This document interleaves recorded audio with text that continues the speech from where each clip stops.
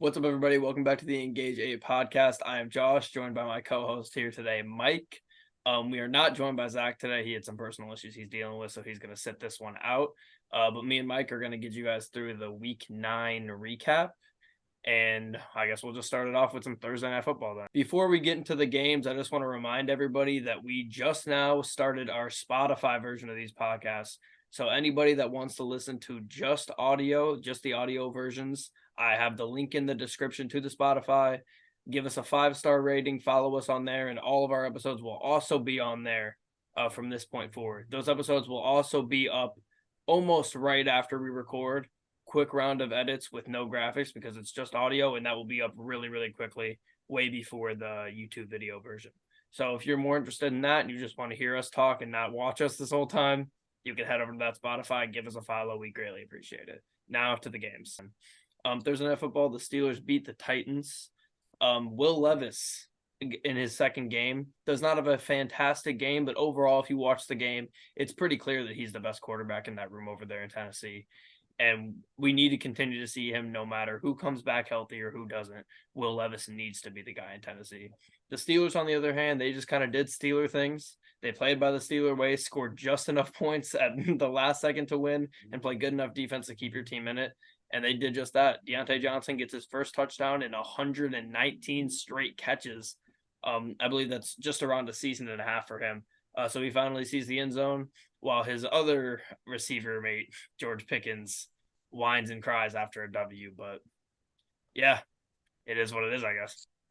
Yeah, I thought Will Levis looked very solid. He had some turnovers, but I mean, he's a rookie. He's gonna have those. Him and Malik Willis seem to have a good connection with each other. So I just think there is no reason that Ryan Tannehill should even wear a jersey for games. Um, Derrick Henry was solid, 75 yards and a touchdown, and the Steelers continue to just be a fourth quarter team. Another comeback win. They still haven't outgamed a team yet this year. And according to LeBron James, they've also yet to outscore a team, but they're 5-3. So Yeah. they're the first 5-3 team to get outscored in every game. So, but Steelers, they just find ways to win games. TJ Watt's great. This was their first win when Pickens doesn't get 75 yards, and he had a touchdown that he just somehow didn't get 2 feet in. It was almost harder to not get 2 feet in on the play. But after the game, deleted all of his Steelers stuff on social media and just said free me, which is crazy. But Deontay Johnson, I'm so happy to see him back healthy. 7 catches, 90 yards. Big fan of his game.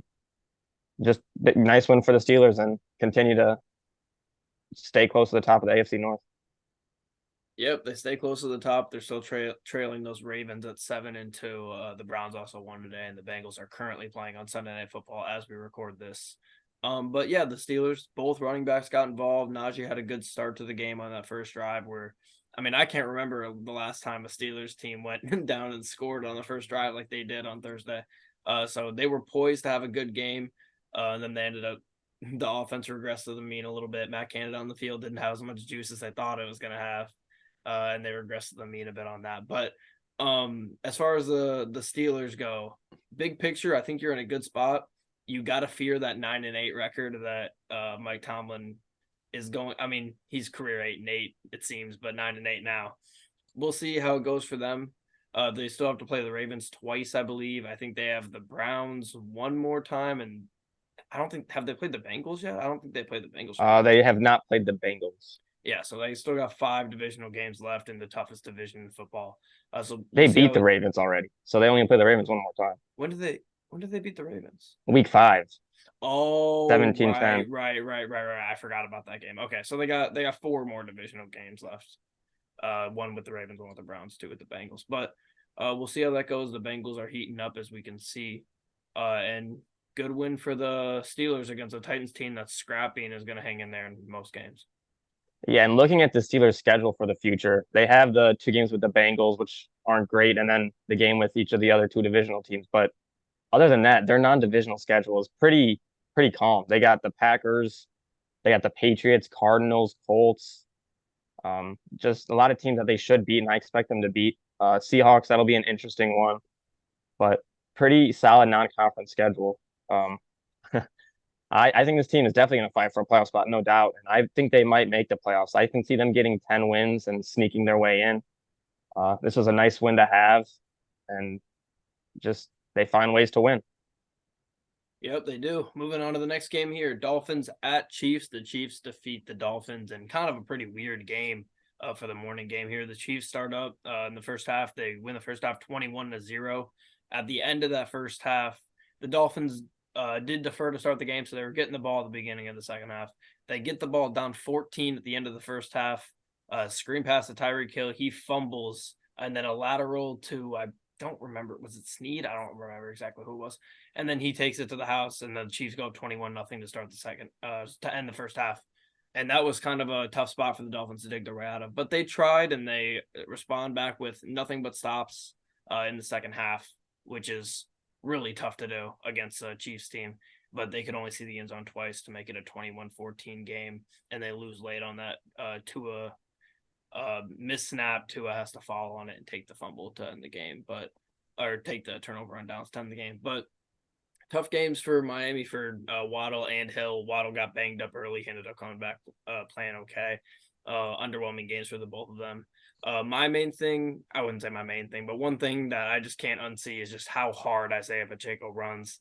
I saw memes on Twitter of the Isaiah Stewart, LeBron in the Yeah, fight where he was fighting yeah. through everybody. That's how Isaiah Pacheco runs.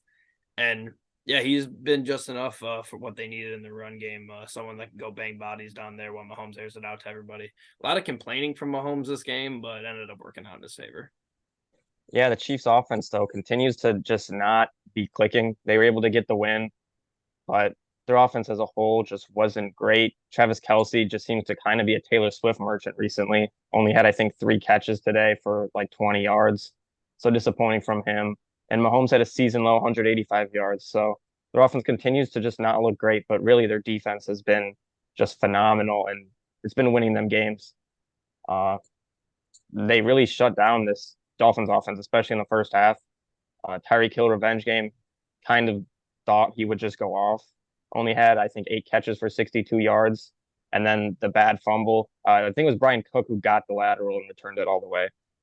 But just Miami, another chance to beat a premier team, and they couldn't do it. They're 0-3 against teams that are above 500 now, albeit those are 3 teams that are all Super Bowl contenders. But you'd like to see them get a win in one of those matchups.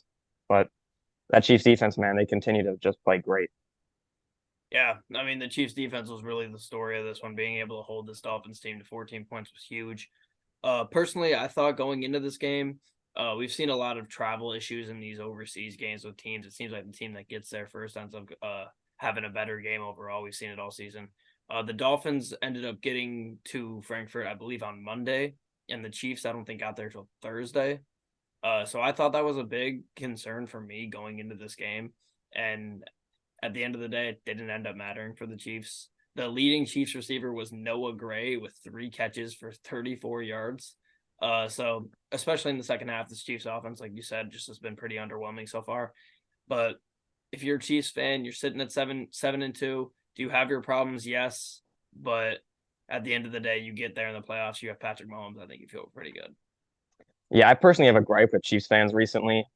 I was on Twitter during that game today, and Chiefs fans were just complaining about Andy Reid, saying he's terrible, saying it's really hard to be a Chiefs fan and watch this team.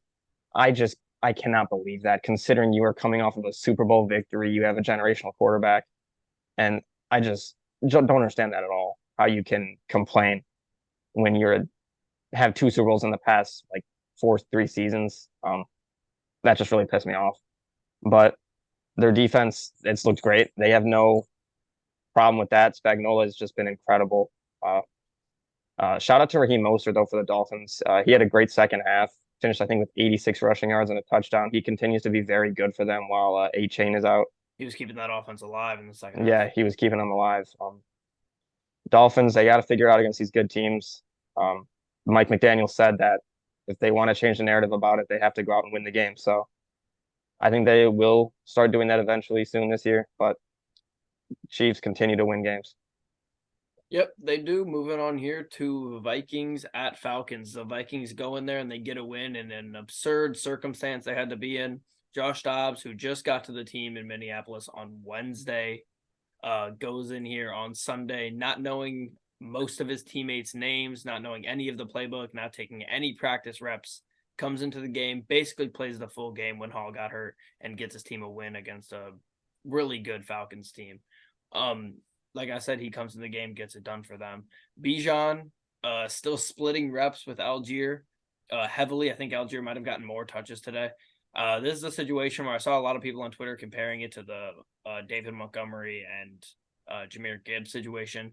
I do not see that whatsoever, considering David Montgomery was phenomenal in when he was healthy for the Lions, and it was hard to keep him off the field. Algier has just been mid for the most part, and sometimes he's been bad. Today he was pretty bad overall. I think he finished with, I got it right here. What was 39. Yeah, 39 yards on 12 carries. Just pretty unacceptable. He's getting almost all of the goal line work for Atlanta, which doesn't make much sense to me at all. As far as the tight ends go, Hawk played really well. He's been really well in the absence of Justin Jefferson for this Vikings offense that needs it, and a team that now magically is sitting at 5-4. On the other hand, Jonnu Smith leads the Falcons in receiving once again. I know he had a big catch for the most part, but 5 catches for 100 for him. And overall, just a pretty disappointing loss for the Falcons. This is one you really couldn't lose. You're in a division where you're fighting for the top with a lot of scrappy teams. The Saints get a win today. The Bucs almost get a win today. We'll touch on both those games in a little bit here. But overall, just a game you can't lose against a quarterback that just got to the team 4 days ago and doesn't know anything about what's going on. Yeah, just a game that the Falcons could not lose in the division race. They had second and goal on the 1 yard line. They did an end around with Jonnu Smith on second down for no gain. And then third down, a handoff to Tyler Algier and lost 4 yards on the play. Just absurd. I think I saw something on Twitter saying Arthur Smith tries so hard to prove that he's smarter than everybody else than just actually winning football games. And I kind of agree with that. It just doesn't make sense how you're not using the number 8 overall pick, Bijan Robinson, who in less carries outgained Tyler Algier, just looked better. And just you're not giving him the ball in those goal to go situations. I just don't get that. Jonnu Smith, like you said, he led them in yards. I think he had 100 on like just I don't know how many. It was like 10 catches, but 5 catches for 5 catches. Yeah, but he had a big 60-yarder. Yeah, the 60-yard touchdown. I don't understand how you don't put Kyle Pitts in those situations when you're going for a big play. You're running the screen to him and having Kyle Pitts block. It just makes no sense. Heineke played all right. I think he did similar to what Ritter would have done. Maybe if it's a home game, Ritter would have performed better, but I don't know. This is a team that's going to have to look for a quarterback in the offseason. But as far as the Vikings go, what a game for Josh Dobbs. I think all year he's looked very solid considering the situation in Arizona. He didn't really have much going for him in that offense. And he put up 28 points on the NFL's 6th-ranked defense of the Falcons. Didn't know his teammates' name, like you said. He didn't know their cadence. He was practicing it on the sidelines before he went in. Kevin O'Connell said he was teaching him the play calls mid-drive, telling him, visualizing what the play would look like. Just crazy. Happy for him. Seems to be a good guy. Just what a win for the Vikings. Yeah, the Falcons, you have to have this one. Now you're under 500. For the Vikings, on the other hand, now you're sitting at 5-4. You are a game and a half behind the line, game and a half behind the Lions, who you haven't played yet. I don't think they're going to be in any position to win this division. The Falcons, just at the end of the day, are going to Falcon sometimes. They did that today. And Taylor Heineke, I guess, I like him better than Ritter in this spot for the Falcons. The Falcons' offense was all right today. They weren't special, but they definitely weren't bad. Just kind of a utter collapse for the Falcons overall. They miss Grady Jarrett desperately. There was that really scary hit on KJ Osborne where he was it looked like he was pretty unconscious for a minute after getting sandwiched between, I think it was Jesse Bates maybe and somebody else. I'm not really sure who it was, but glad to see he got up on his own and walked to the cart. Josh Dobbs also had 66 rushing yards on 7 carries for Minnesota. And he was just straight up just making plays on that last drive. It was a 4th and long. He converts that and obviously gets him to the end zone at the end of that game. But just kind of a remarkable win for Josh Dobbs and shows the type of guy he is. We know he's smart, so obviously he was smart enough to pick up on that quick, and those tendencies helped him out a lot. Yeah, and shout out to Cam Akers. It seems like he tore his Achilles again. Yeah. I think it was the same Achilles that he'd already torn. I don't know if like I'm not a doctor, so I'm not going to say anything, but I remember him coming back ridiculously fast from that torn Achilles, and I don't know if that made him more vulnerable to one or not, but I'm not a doctor, so I'm not going to say anything about that. But just the Vikings, they have a chance to go and sneak in the playoffs. I don't see it happening, but Josh Dobbs, he's looked pretty solid for them. Their defense has overperformed. Flores has looked great with them. And for the Falcons, just a loss you couldn't have. Now you're a game behind the Saints, half game. Just really disappointing in a game at home that you wanted to win against a team that really didn't have a quarterback. Jaron Hall got hurt, concussion, but had to win that game. Didn't. Yep. Moving on here to Cardinals at Browns. A pretty not very entertaining game here. But Clay Tune just wasn't ready. They put him in against the league's best defense. Pretty much an impossible situation for him. But we just talked about a guy who was in an impossible situation and got out of it. So it's hard to make a lot of excuses after what we saw today. But he was in a really tough position. Deshaun Watson finally came back. I do want to commend the Browns. This was a great decision to bring him back this week and let him play a trash team in the Cardinals and really get his feet wet. And he did that. He was mistake free today. He was really, really good. 7 sacks for this Browns defense on Clay Tune. He just was not ready for this moment. It was tough for him, especially on the road as well. One of the most dominant games of the year, I would say. They finished 27-0, a shutout for the best defense in the league in the Browns, who continue to just prove how good they are every single week. And if this team just had Nick Chubb, man, ooh, they would be scary. It would be them and the Ravens for the top, not the Steelers and the Ravens. Yeah, they still had 34 rushing attempts today. Jerome Ford had 20 for 44, so he wasn't very effective. And then Kareem Hunt, 14 carries for 38 yards. You said it, Deshaun Watson, he played very good against this Cardinals defense that hasn't really been great. Amari Cooper had a great game, 5 catches for 139 yards. This was their first shutout victory since 2018. And the Browns today finished with more total plays than the Cardinals had total yards. They had 71 total plays. I don't know how many total yards the Cardinals had, but their defense is just dominant. They held the Cardinals to 1 for 12 on third downs. Clay Tune couldn't really do anything. They had no running game. DeMarcado was out. James Conner's still out. Just the Browns defense is great. Clay Tune, he had 2 interceptions, a fumble, and 6 sacks. They didn't have anything going this game, and they're going to need Kyler Murray back next week. But it seems like they want to be losing, so maybe they don't want him back, but he should be back next week. Yeah, just a couple things. I'm gonna touch on the Kyler Murray thing in a second, but I don't know if I've ever seen this in an NFL game where 3 of the 4 rushers on one team had more carries than they did yards. Keontae Ingram had 9 carries for 8 yards, Rondale Moore 4 carries for 3 yards, and Tony Jones Jr. 3 carries for 2 yards. That's pretty remarkable. But as far as the Kyler Murray thing goes, it's a really interesting situation if you're the Cardinals here. You're sitting at 1-8. A part of you has to be like, fuck it, let's just put Clay Tune in. Let's just go 1-16 and get Caleb Williams. I know there's the whole thing if he doesn't know where he wants to go. Caleb Williams doesn't know a lot of things. It seems he seems pretty delusional when it comes to how his NFL, how him coming into the NFL is going to be. He's obviously a great player, but he's the type of guy who thinks that he's going to get ownership in the NFL team that drafts him. If Patrick Mahomes doesn't get ownership, you're not either, buddy. But Kyler Murray, it seems like they're going to play him, so we'll see what happens. Maybe they go and they string together some wins here. Let me pull up who they have in their schedule coming up here. They play the Falcons next week. Falcons, Texans, Rams, Steelers, Niners, Bears, Eagles, Seahawks. With Kyler Murray, I don't know. I see maybe like 4 or 5 wins they could get there.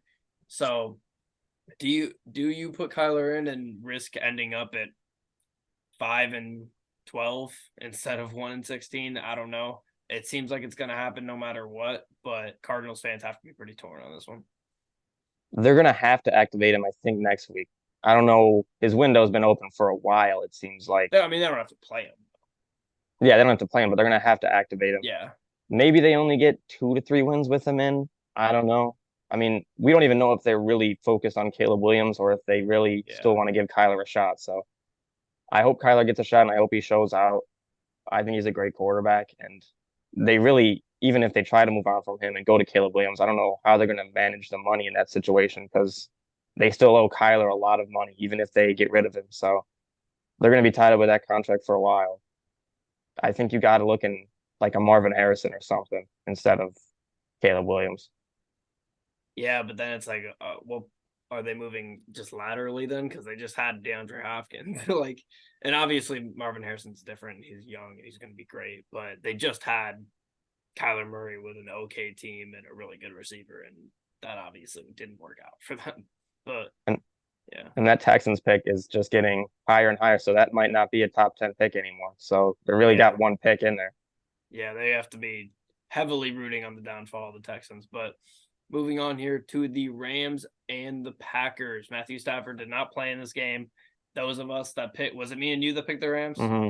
We got screwed on that one. Obviously, we thought that this guy behind me was going to play, and he did not. The Packers offense was still underwhelming against a Rams defense that has not been very good at all. But the J.R. Alexander said that they had to be perfect on defense, and they were pretty near perfect today. Another situation with a backup that wasn't ready and ripened. Aaron Jones for the Packers finally shows up and has a good game. He hasn't had a good game since week 1. We're in week 9 yet now. I know he was hurt for a little bit. They had their bye week in there, but he had some pretty unimpactful games. Both of these teams I just see as like on the same level when they're healthy. They were not the Rams were not healthy enough today for this game to be close, but overall, I guess the Packers sneak a win in. The Lions were on bye this week. The Bears lost, and we just talked about the Vikings winning. So 2 of 4 teams of the 4 teams that got wins in the NFC North this week. So I guess that's big for them. I'm just not really concerned about either of these teams competing or being playoff teams. It just is what it is on this game. Yeah, I don't see either of these teams sniffing the playoffs. I was really hoping Matt Stafford would play, and without him, this team really doesn't have anything going. Cooper Kupp only had 2 catches. Puka only had 3. They had nothing going on the offensive side of the ball. Brett Ripon, I don't even know if he wasn't ready or if he's just not a good NFL quarterback. I think I'd say he's just not a good NFL quarterback. Aaron Donald, he played solid. He made some plays, but the Packers and Jordan Love, they really just played the game safe. They knew that if they didn't turn the ball over and put the Rams in this game, that they should be fine and win. Aaron Jones, like you said, finally had a good game. 20 carries, 73 yards, 4 catches for 26. Nice to see him finally getting the ball. And the Packers, they continue their receivers by committee. Dontavion Wicks, 4 catches. Christian Watson and Jordan Love finally were able to connect for a deep ball, 37 yards. But the Packers, they just played it safe. They got the job done, and they got the win. Yeah, I don't know much more to say about this game, really. The Packers just go and they get a win in Lambeau, which they desperately needed. Jordan Love, another okay, not overwhelming game at all. Cooper Kupp held the 2 catches for 48 yards. It's tough to do that in this league with a receiver of his talent, no matter who's at quarterback. So the Packers defense proves to still be good. They're definitely in the top half of the defenses. It's just this young offense just struggles. Christian Watson got hurt today as well, which isn't good for them. But overall, 2 teams with 3 wins, neither one too impactful. Yeah, and the Packers' record down the stretch, they got a couple tough games coming up in the next few weeks. Steelers, Chargers, Lions, Chiefs. But after that, their schedule really seems to open up. Giants, Bucks, Panthers, Vikings, Bears. They could win some games in that late stretch. I don't think they'll still sniff the playoffs, but they'll be a team that's just outside the playoffs. So I don't think they'll get a top pick with that schedule because I think they're going to have to look for a quarterback in the offseason. Jordan Love, he's still young, obviously, but I just don't see it. I'll take Zach's mantle and say he's not a good quarterback in the NFL. But it's going to be interesting to see what direction they go in the offseason at that Kyler position. Murray, maybe. Yeah, and that'd be scary. It would be. But moving on here to Commanders and Pats. The Commanders win 20-17. Overall, another game that was not showing a ton on Red Zone. But overall, Howell only gets sacked 3 times, which is not bad for this Commanders offensive line that has just been letting them get throttled all season long. New England held to 3 points in the second half. Common theme for them, just having random long dry spells in games with their offense and then having random really good drives from Mac Jones. Just kind of a just completely bipolar team, but both of these teams are that. So this game was just really impossible to pick, I feel like. The Patriots now have the worst record in the AFC. I mean, they did going into this week, but they still do. And it's just wild to think about that with the prowess that this team has had in our lifetimes, that they're now sitting at 2-7 and just in a spot where they could be contending for the number one pick, which would be insane if Bill Belichick just falls. Caleb Williams falls into Bill Belichick's arms. But yeah, the Patriots are just a really bad football team. Mac Jones almost put together a decent drive at the end of that game to go and tie it or win it.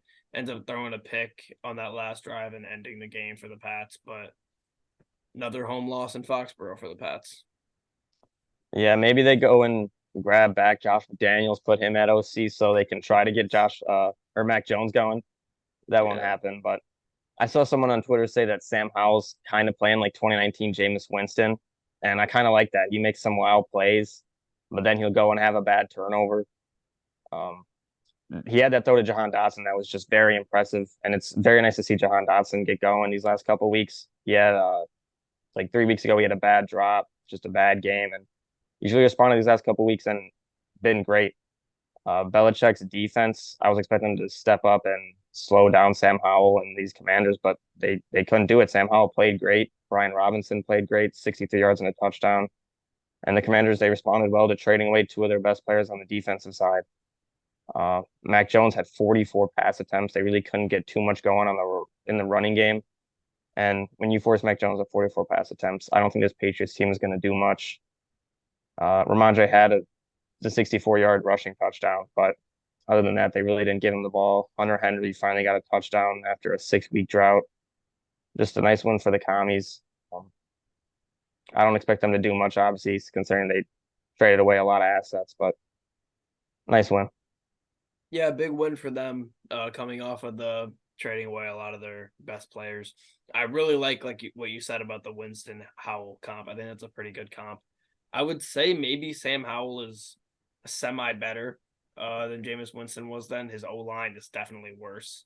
Jameis didn't have great O lines either, but this O line is just generationally bad. So anything that you can get out of Sam Howell positive, and there has been a lot of positive, I think you'll take as a Commanders fan.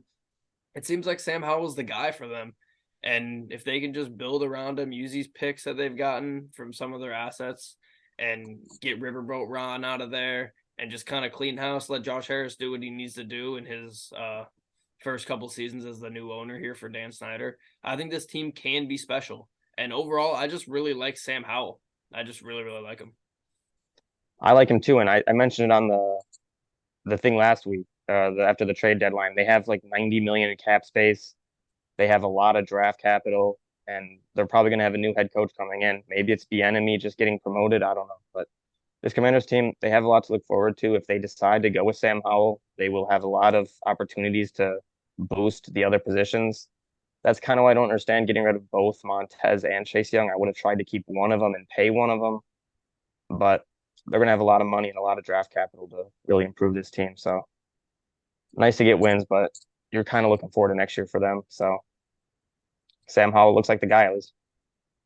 All right, moving on here to Bears at Saints. I kind of wish the Bears would have won so we could just have a really short talk about it when Zach's not here and then move on. But they did lose once again. Tyson Bagent had 3 picks and he had a Taylor Heineke kind of type performance, I feel like. And I'm starting to think that Taylor Heineke might be a good comp for him. He's wild. Sometimes he makes some really cool, sick plays, but he's really just not a good quarterback. Heineke's better than Bagent. I don't want to disrespect Heineke, but overall, I feel like they remind me of each other a little bit. The Saints needed to win this game against the Bears to keep pace in this very, very tight NFC South. And this was a game they had to win. They could not let this one slip away late, and they did not. They missed that field goal late to make it 10. That put them in a position where it was like, are they gonna blow this one to a team they shouldn't? They ended up not, due to the Bears offense just not having enough firepower to get it done. No picks for Derek Carr. I think that was really the difference in this one, with Bagent having 3, Carr having no picks. That difference really helped the Saints win this game. The Bears did run the ball well, but overall, this Bears team is just pretty underwhelming overall. I know they get Fields back next week probably, but you're sitting at 2-7. You don't know if Justin Fields is going to be the quarterback in the future. It's just going to be really interesting to see what the Bears do now. I know they currently hold the 2nd and 3rd overall picks. Yeah, it's going into a big week for the Bears. They're definitely going to want to have Justin Fields back because you want to win next week playing the Panthers, Mhm. trying to keep that draft pick going down. Tyson Badgett really kind of showed his true colors today. I like the Taylor Heineke comp. Um, 4 total turnovers, 2 touchdowns. He's a quarterback that kind of came out of nowhere like Heineke. Uh, but you said the run game was great. I agree. I was hoping for more Roshan Johnson. He only had 2 carries. Dante Foreman ran the ball very well, 20 carries, 83 yards. And it was nice to see Cole Kmet. He's always, I feel like he's been a solid tight end, and he should be getting more volume. Today he had 6 catches, 55 yards, 2 touchdowns. Nice to see him going. But the Bears, I'll take Zach's mantle and say they need to get DJ Moore the ball more. He had a bad fumble, but he only had 3 total catches today. Mooney played well, 5 catches for 82 yards. But the Saints defense, they did what they had to do. They forced turnovers, 5 total turnovers. You're not going to win many games when you turn the ball over that many times. And their offense just took care of the ball, didn't really turn it over. And you said Derek Carr played well. Taysom Hill played great too. He had a passing touchdown, I think. Unless it was running, I don't know. But he played great. Kamara didn't get the ball as much, but they still were able to kind of dominate the Bears defense. Not much Montez Sweat in his Bears debut, but Saints win and they're now in sole position of first place in the NFC South. Yeah, with that bad loss for the Falcons, they are now, and like we said, the Bucks and the Panthers also lost this week, so they were the only NFC South team to get a win. Really huge for them.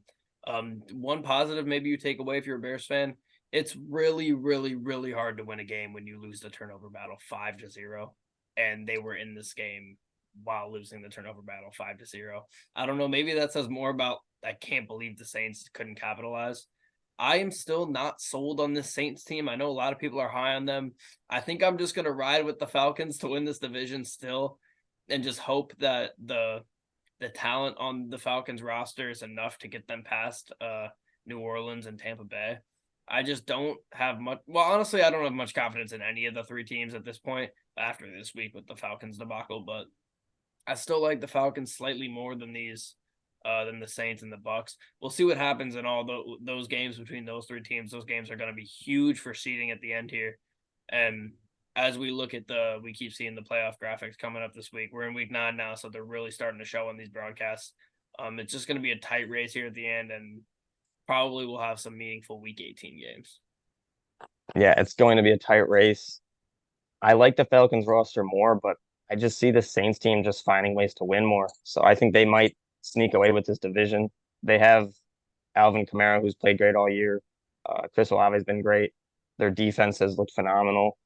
They have played not the best offenses, but they still have been great.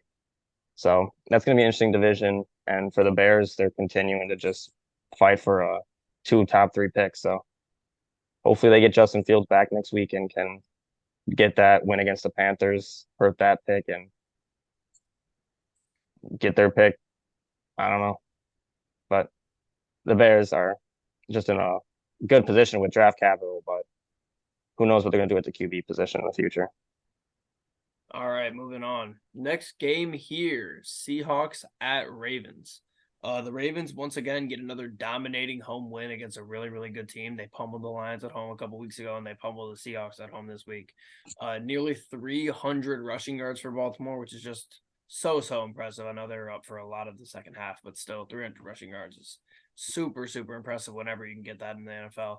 The Seahawks had a horrible run game today, but I don't know if you can really fault them for that overall. They were down for a lot of the second half. This game was 0-0 after the first quarter, which is hard to imagine looking at the final score here. But it was 0-0 after the first quarter. They still couldn't get that run game going early. That was a problem for them. The Seahawks offense was just the worst part of their team today. Their defense, yeah, they gave up a ton of points, but they were put in a lot of tough spots. The Seahawks turned it over a few times, and just overall, just a really disappointing day from a Seahawks offense that was sitting in sole possession of first place in their division over the 49ers and then fall back to tied for first after this game.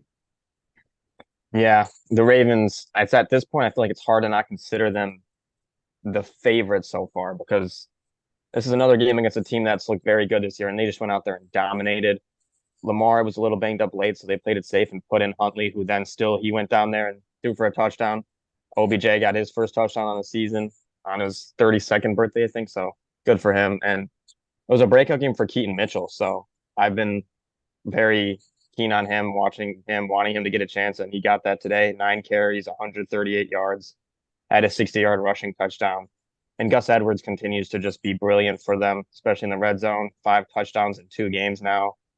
He had 2 touchdowns today on 5 carries. This Ravens team is just they're scary. Their defense has been dominating just everywhere. The Seahawks had nothing going on offense. Their run game, which has been great all year, was absolutely stuffed.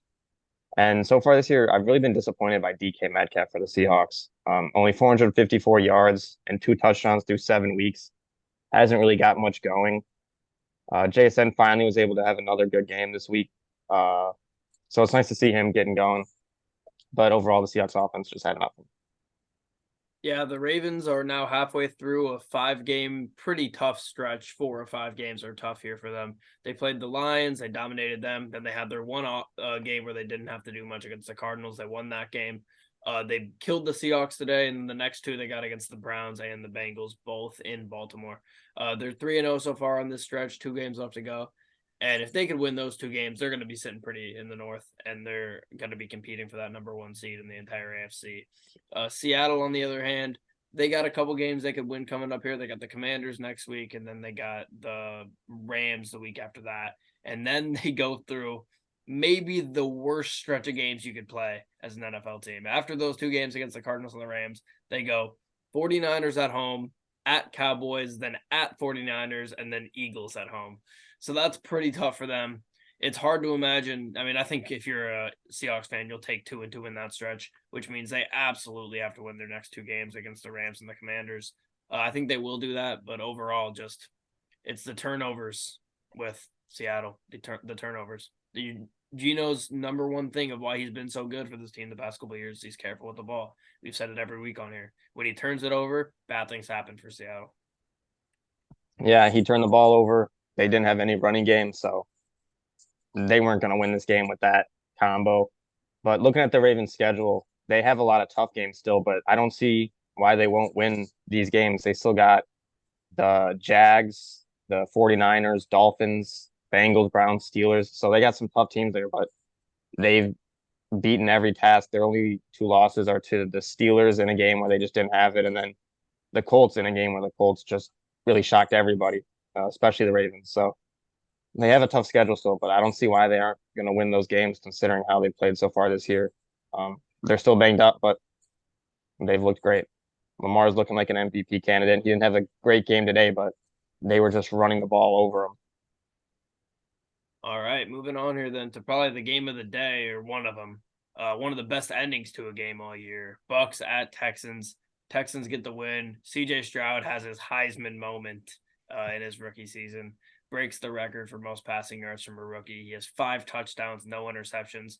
He basically locked up Rookie of the Year probably this week, I would say, for the most part, unless something magical happens somewhere else. But he has just been absolutely phenomenal in his rookie year, and you love to see that from him, especially maybe breaking this Ohio State quarterback curse that has been a cloud over that program for a long time. This is a huge game for the Texans as a whole as well. They had a bad loss last week against the Panthers. They bounce back this week and get a W against a pretty solid defense and put up a shit ton of points on them. These big, long plays have killed Tampa Bay in this game, and they happened all day. Long 80-yard, 70-yard, 60-yard passes from Stroud just really killed him. On the bright side, though, Rachaad White had been much better in the past couple of weeks for Tampa Bay. He had a rough start of the season. They didn't have much of a run game. He wasn't phenomenal today, but he's definitely been better.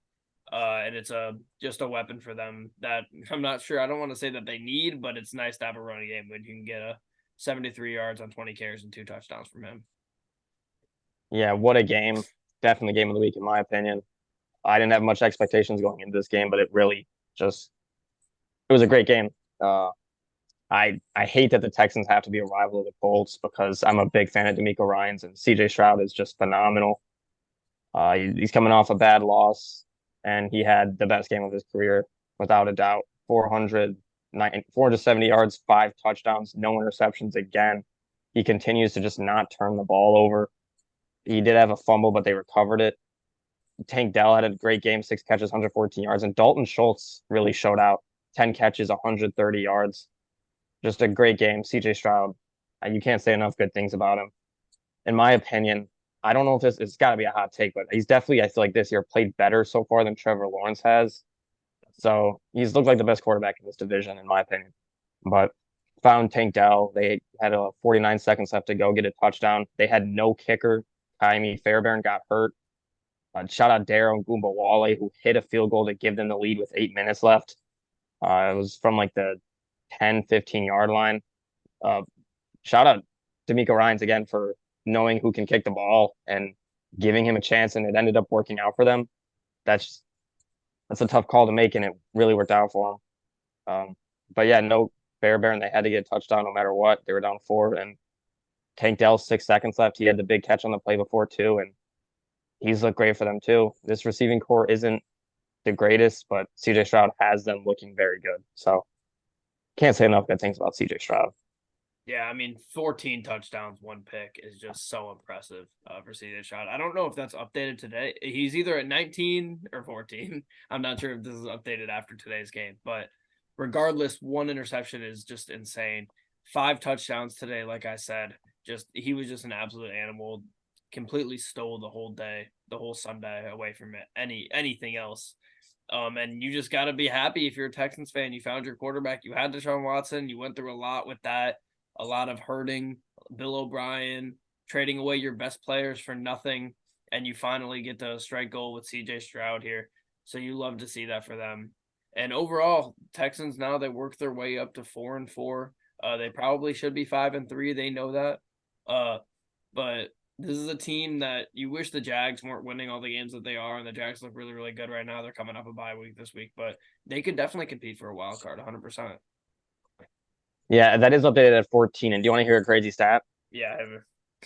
CJ Stroud has more career touchdowns than Kenny Pickett. Oof.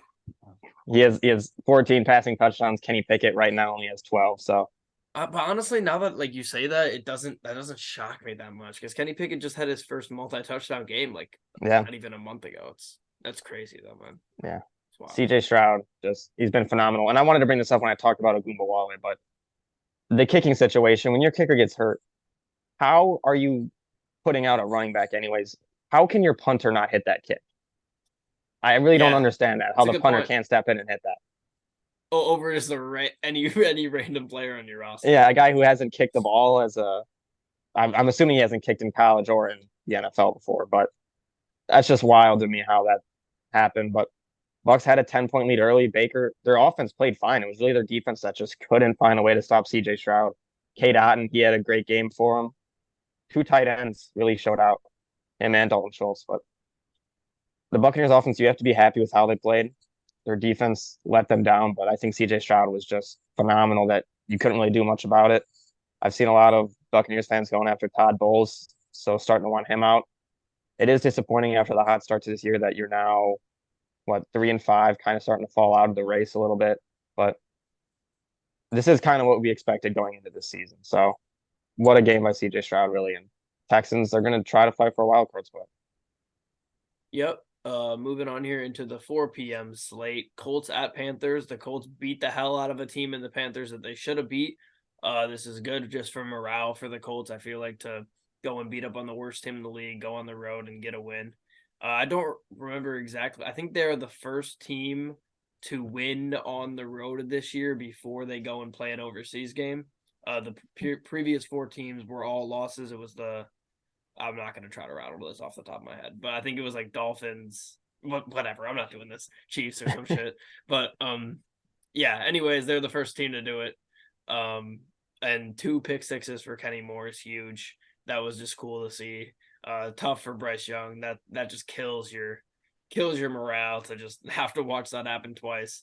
But like we used to say in the Jameis days, at least you get to go back out there and give it another shot right away. So he got to do that.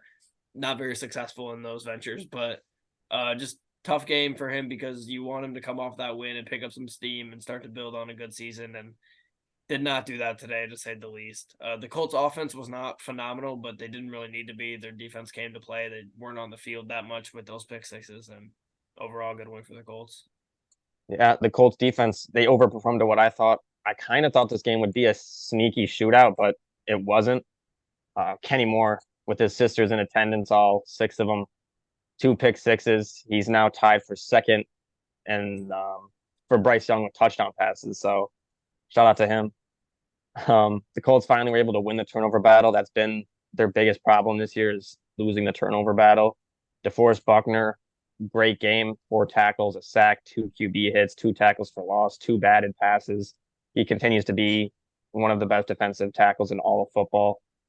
And the Colts were able to get one on Frank Reich, who hired Gus Bradley for being able to stop his offenses. And Gus Bradley does the same thing again and shuts down Frank Reich's offense.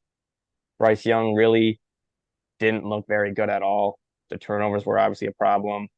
Had 173 yards, but they had nothing going in the pass game. Thielen led him 5 catches for 29 yards. He was really shut down by Kenny Moore, though. And this week, Colts secondary, which picked up another injury, Tony Brown, concussion, but they were able to still find a way to really dominate and just shut him down. You said it, the Colts offense didn't play that great, but they didn't have to. I was expecting the run game to be better. They only had 73 yards on 25 carries, so that was disappointing, but JT found the end zone. He had a good game. And Jim Irsay was dancing to dreams and nightmares in the locker room. So Yeah, he was excited. What you like to see. he was getting it on in there. He was going crazy. But yeah, overall, yeah, you hate to see that for Bryce Young. Number one overall pick has struggled at points this season. Adam Thielen, who has been his security blanket, was not today. 5 catches for 29 yards. The Colts did a good job of shutting him down. Which is always the key with a young quarterback. You want to shut down their number one wide receiver and get ahead of that. They did that today.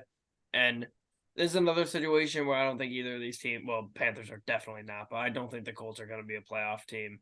So it's hard to give too much stake in this game. The Colts should have won this game by 10 or 14, whatever they won it by, and they did. So good win for morale for the Colts and just keep building on it and maybe end up 8-9, 9-8 at the end of the season. Yeah, you got to keep winning. You want to develop a winning culture under a new head coach.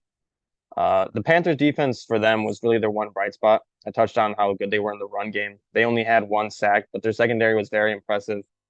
Gardner Minshew really couldn't get anything going. So their defense was their lone bright spot, but Colts defense was better.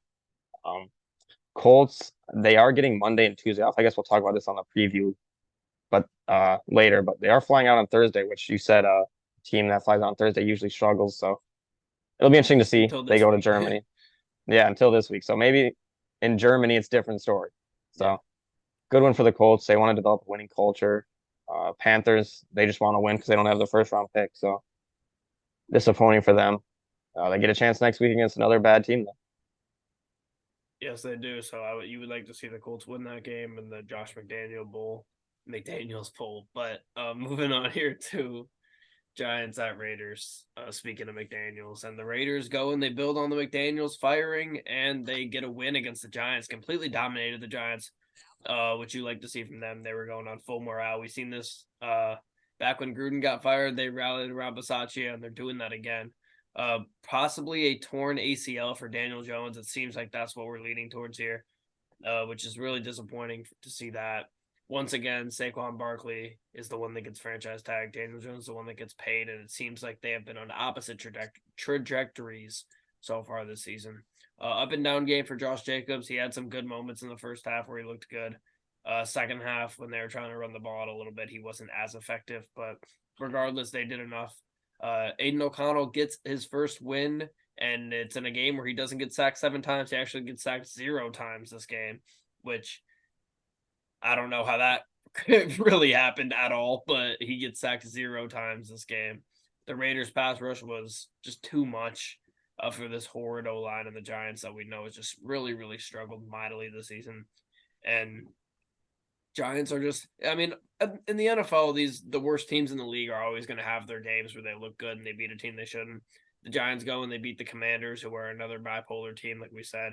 And then they go and they play a team which I would say they're probably about the same level. Vegas thinks so anyways. For 1.5-point favorites, the Raiders were at home, so it's basically a pick 'em if it was neutral site. And the Raiders just go in there and they dominate the Giants. Yeah, shout out Jack. We talked about it last week about we want them to fire Josh McDaniels. They did that. We wanted them to start AOC. They did that. So they did what we wanted them to do. Maybe they listened. Maybe they heard it. Something about interim coaches, man. Antonio Pierce gets his first NFL victory. Another promising interim coach for the Raiders. Rich Bisaccia was promising for them, but they let him go. And AOC looked solid in this start. Didn't get sacked. This Giants pass rush just isn't very good. Kayvon Thibodeau has his moments, but he struggled. They didn't really get Devontae Adams the ball again. You thought maybe they would try to make that a focus. 4 catches for 34 yards, but he wasn't angry at all in the post-game locker room. He looked happy. It just seems like this team in general is very happy that they got the cancer out of the locker room. It sounds like that players only, or not players only, but just a team meeting they had a week ago was really everybody just going off on Josh McDaniels, which is something you don't see in professional sports. But they responded great. Max Crosby had 3 sacks. He's just continues to be a baller. Josh Jacobs had 98 yards and 2 touchdowns. Just a big win for the Raiders. They win their Super Bowl this year, so I don't think they'll be in the playoffs, but this is a game they wanted to win. And for the Giants, now you probably lose Daniel Jones for the rest of the season. What do you do with Saquon Barkley? What does Saquon Barkley do knowing that the rest of the season really isn't meaningful at all and risking injury that could lose you millions of dollars? I don't know.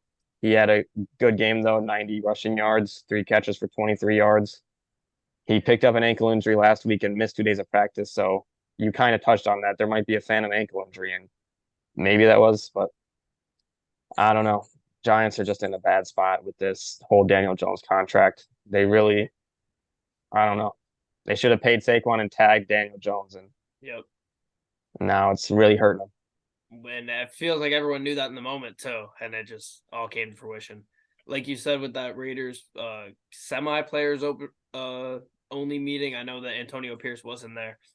They said on the Fox broadcast today, I believe, that Antonio Pierce tried to compare this Raiders team to the 07 Giants and how they beat the undefeated Patriots team, and that Patriots team was well, I forgot how they said he worded it. Like that, the Patriots team was dominant, and the Giants team just defied all odds and won that game.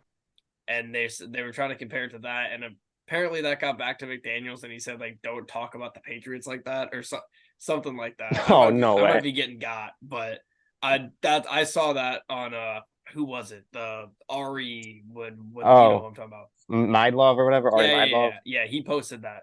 I think it might have been like Terry Bradshaw said that or something, but anyways, that's what I saw, which is just hilarious that he said don't talk about the Patriots like that. But yeah, that's all I got to say about this game. Is huge win for the Raiders morale. You're a game under 500 now, and the Giants are just horseshit. Yeah, the Raiders were a team that I had in the lowest category of teams after last week, but with this firing, I feel like Antonio Pierce, he's going to bring energy. I mean, they were smoking cigars in the locker room post game, so their morale is definitely higher. Now, hopefully, they can keep that going and build off that each week. I really expect them to. I don't know if they have the talent to have a coach that's never coached before, but sometimes just the vibes is what you need. Vibe change, and it's worked for them. But it worked for the Colts for 1 week last year when they beat Josh McDaniels. And after that, they didn't win a game. So it'll be interesting to see how the Raiders go. But if they can continue playing like that, they could win some games and just sneak into the wild card talk. Maybe not the race, but the talk. Yeah, this is it. This is true. The story that I said. I'm just gonna read it a little bit here. He brought up the old Giants team that beat the Patriots, Josh McDaniels team in Super Bowl 2007. He said, Pierce said, no matter who we played, we thought we could beat them. We had a game plan that we thought we could beat them. We had to believe that. That's not here. We have to believe it at the Raiders that we could beat anybody. When he finishes up the speech, everybody thinks they're great except for Josh McDaniels. Josh McDaniels then goes over to him and says, don't ever talk about the Patriots like that. Which is just, Oh, that was during that meeting? yes. Oh, I didn't know that. I thought that was like recently. No, that Wow. was during the meeting. Yeah. So Josh McCann, he's just Don't thank ever talk about the Patriots like that. thank goodness he decided not to coach the Colts, man. Thank goodness. Yeah, he's the worst. But We avoided a we will move on here to our last game of the pod. We will be discussing Sunday Night Football and Monday Night Football on Tuesday's episode or Wednesday's episode when Zach rejoins us and we talk about college football anything random that happens in the NBA, and then preview next week of NFL. So that will be a big episode. So tune into that to hear about the Bills and the Bengals and the Chargers and the Jets. But to finish this episode off, Cowboys at Eagles. I want to say to start off, neither QB threw a pick in this game, which was they both took care of the ball. That was really good for them. Dak and the Cowboys offense were really, really impressive. And I've been harping on them all season. They haven't been where they needed to be. They were great today. The only reason they didn't win this game is that they didn't score on that 1 4th and goal, and the Dak stepped out of bounds on the 2-point conversion. Either of those things happen, you either win the game if you score on 4th and goal, or if they get that 2-point conversion, Dallas doesn't have to go for it on 4th and forever, and they tie that game and they go to overtime. Regardless, the Eagles escape. Now they're sitting up 2.5 games on Dallas. CeeDee Lamb had a really good game again. He's been dominant. Whenever they feed it to him, the offense seems to be great, and they continue to do that. And overall, but like I said, both these teams took care of the ball. There's only one turnover all game between the two teams. It was a really, really good game. Dallas had a chance to steal one on the road against the Eagles. Now they absolutely have to win the one at home. And the Eagles, like I said, they start to build that cushion in the division. Yeah, the Cowboys, they put themselves in position to win this game, and they really just choked it away. They had the ball on the 6-yard line, and they end up, I think 4th and goal was on like the 20-yard line. So they had chances. The tackle on the inch-yard line on the 4th and goal just couldn't have got any closer. And then Dak took that bad sack where you just can't take it. Both of these teams looked very good. Both offenses, I think, played great. Dak just plays good against the Eagles. I don't know why. He just does. 374 yards, 3 touchdowns, no interceptions. He got the ball to CeeDee Lamb, like you said. 11 catches for 191 yards. Jake Ferguson, he had a great game. He's really emerged as a nice weapon for them from the tight end position. 7 catches, 91 yards. And they played well enough to win this game. They should have won this game. Just couldn't get over the hump. The Eagles, they still didn't play like we want them to, I guess. AJ Brown lost a streak of 125 yards, sadly, but he still had 7 catches, 66 yards, and a touchdown. Looked great. Devontae Smith had a very nice touchdown grab. Jalen Hurts it looked like he got hurt pretty bad on the 1 sack late in the first half, but just was perfectly fine, I guess. Again, they said he got a shot in Nick Sirianni's office, but Eagles, they shut down the Cowboys run game. They just won the game, and maybe they shouldn't have, but they got the job done. Yep, the Eagles just the definition of escape in this one. The Cowboys did a good job of shutting down AJ Brown. 7 catches, 66 yards, only in 1 touchdown. Broke his streak, like you said. Cowboys have been struggling to run the ball over the past couple weeks. They were not great today, but they were okay. Like you said, Dak just plays really, really well against the Eagles. I think you have to take this as a pretty promising performance.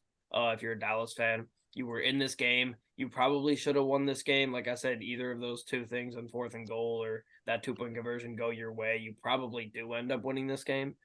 But the Eagles hold on, survive, move up to 8-1, and they just got to continue to win the games they should, and they're going to easily cruise into this 1 seed. Right now, they're the only other two. There are no other 1-loss teams in the NFC, so they're sole possession of that. The only 2-loss team is the Lions, who we've talked about has a really easy schedule, and the Lions could rattle off a 3-loss season, and then the Eagles got to play the Cowboys again, and let's see who they got on their upcoming schedule here while we got time. They got at Chiefs.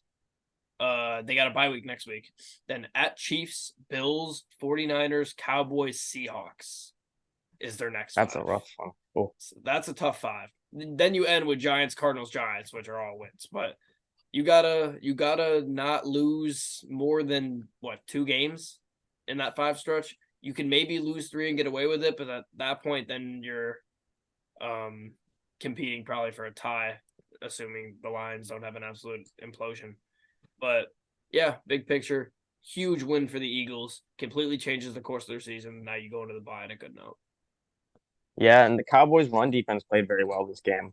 Eagles couldn't get much going on the ground. DeAndre Swift had 18 carries for only 43 yards, which is something you don't really expect from this Eagles team. They want to run the ball over you, but the Cowboys were still unable to stop the tush push. They brought it out early, I think on the first possession on their own 38-yard line. Got it pretty easily. that play is just it's so good for the Eagles. Cowboys defense, like I said, they played great for the most part. They were able to slow down AJ Brown, which hasn't been done. And Micah Parsons had 2 sacks, so they played all right. Cowboys really wanted to have this one and really should have, but just a disappointing loss in a game you wanted to have to get closer to first place in the division. Yep. And that will just about wrap up this episode of the Engage A podcast. Like I said, tune in on Wednesday when we discuss these last 2 games of the week and then preview some other stuff going forward. Until then, don't forget to like and subscribe. Like I said earlier in the video, check out our Spotify, link in the description. Follow us on there. All the episodes from here on out will also be on there if you prefer an audio format. And then until next time, we'll see everybody in the next one.